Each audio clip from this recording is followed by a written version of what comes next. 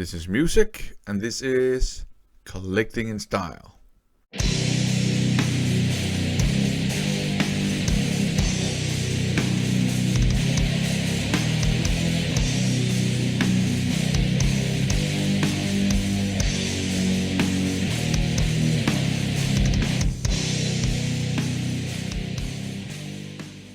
In the last video, I talked about completionism, and I kind of came to the conclusion that my own collection is not a completionist-based collection, although there are elements of it, like a selective completionism. In this video, I want to talk about something that I know is a big thing in other collecting communities, focused collections. Now, for example, I know a couple of people that collect Kenner Star Wars action figures back from the early 80s and I guess late 70s. They actually, was it 78 or something, they started producing them. And some of those people I know are kind of like focused collectors. So they're like, my collection focuses on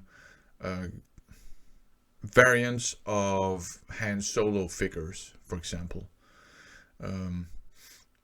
I even spoke to one guy once that whose collection was focused on Gamorrean guards figures. You know, the big green pigmen from Return of the Jedi.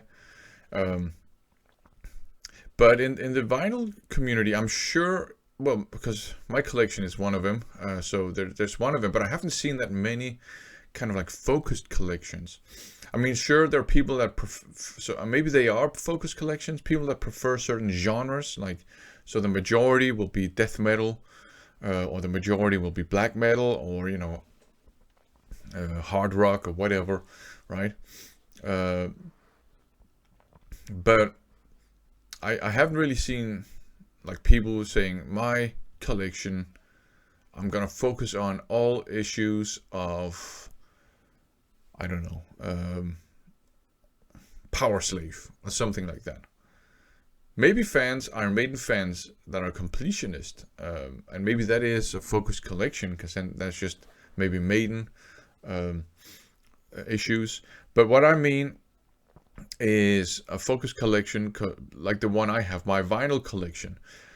I've had to set up boundaries basically for my vinyl collection, otherwise I would run out of space to live in.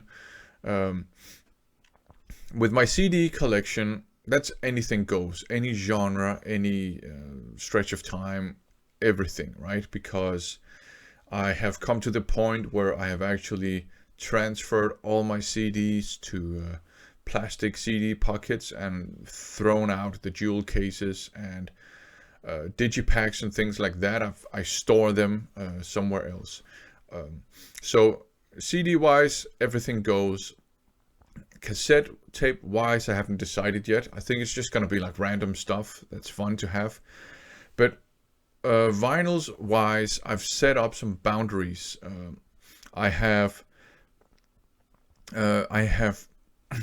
tried to delimit my vinyl collection to basically to 4 genres: thrash metal, traditional heavy metal, speed metal, and hard rock, right? And that doesn't mean I'm not allowed to occasionally go beyond those genre boundaries. If there's like an individual artist I really like and I really want to have some vinyls from that artist, like Death, that's one of my favorite bands. So if I have some Death, I actually have all of them barring Symbolic. I have the rest on vinyls. I've allowed myself to do that. Another example is Pestilence Spheres. I have everything, not everything, but I have their sort of early albums. I don't have the recent albums, not all of them, on CD, but I really like Spheres. So and Testimony of the Ancients. So I actually allowed myself to pick the Hammerheart releases of those up on vinyl. Another example is The End Complete by Obituary. my favorite, one of my favorite death metal albums. So I said, you know what, I'm gonna pick that one up. I have everything else on CD, right? So and some of you have seen me showcase like Lead Belly's blues music. I have one album by Lead Belly, like a compilation. So I do allow myself to go beyond the boundaries, but yeah, most of it is focused on thrash metal, hard rock, speed metal, and traditional heavy metal. So so that's one focus of my vinyl collection, but that's not the only focus.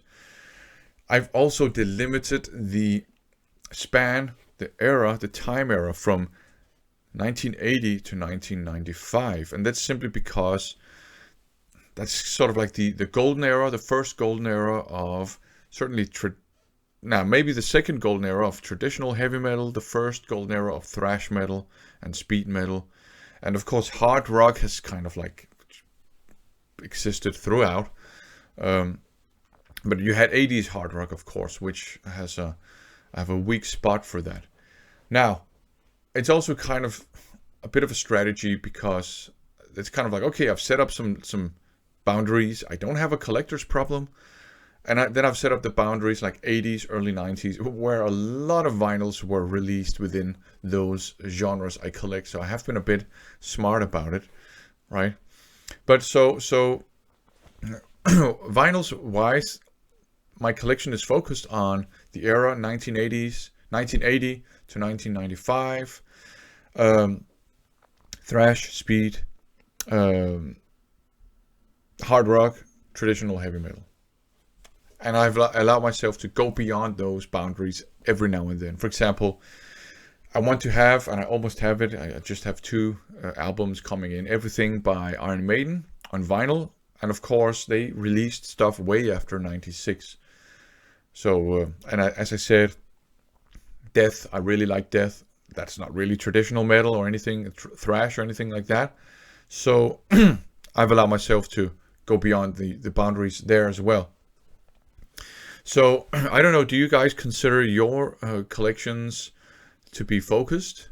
Because there are lots of different ways you can do it. You can like focus on genres, time, eras, individual artists.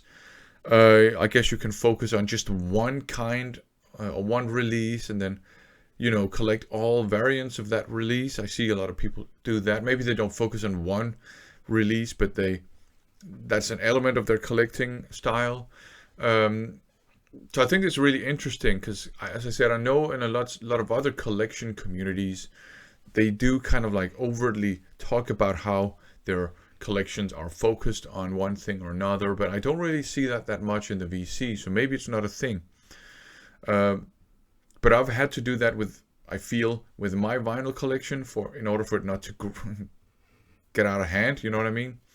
But again, with CDs and also with sort of digital formats, I have a lot of sort of things that I just I've bought online that are digital because I don't feel like I need physical copies of that. And I'll return to the story behind that in a subsequent video. Anyways, that was just my take on focused collecting.